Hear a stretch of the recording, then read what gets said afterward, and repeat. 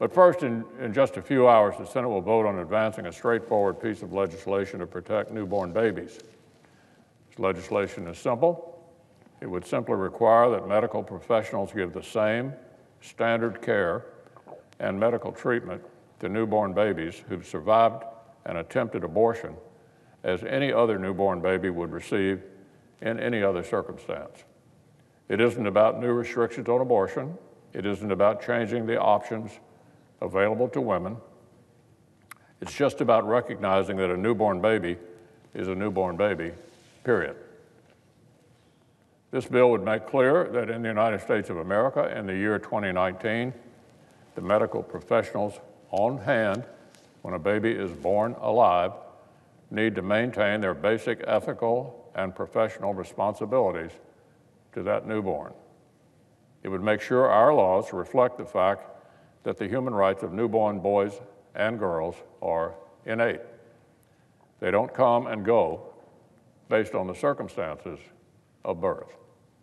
Whatever the circumstances, if that medical professional comes face to face with a baby who's been born alive, they're looking at a human being with human rights, period. To be frank, Mr. President, it makes me uneasy that such a basic statement seems to be generating actual disagreement. Can the extreme far-left politics surrounding abortion really have come this far? Are we really supposed to think that it's normal that there are now two sides debating whether newborn living babies deserve medical attention? We already know that many of our Democratic colleagues want the United States to remain one of the 7 nations in the world that permits elective abortions after 20 weeks. 7 countries, including North Korea, China, and the United States of America. But now it seems the far left wants to push the envelope even further. Apart from the entire abortion debate, they now seem to be suggesting that newborn babies' right to life may be contingent on the circumstances surrounding their birth. Well, evidently, the far left is no longer convinced that all babies are created equal.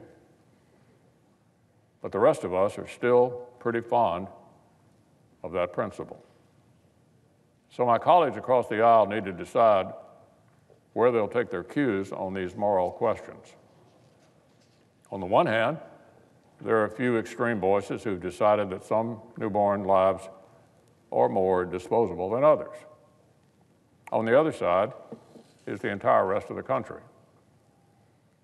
I would urge my colleagues, let's listen to the voices of the American people. Let's reaffirm that. Let's reaffirm that when we say every life is created equal, we actually mean it. Let's vote to advance the Born Alive Abortion Survivors Protection Act later today.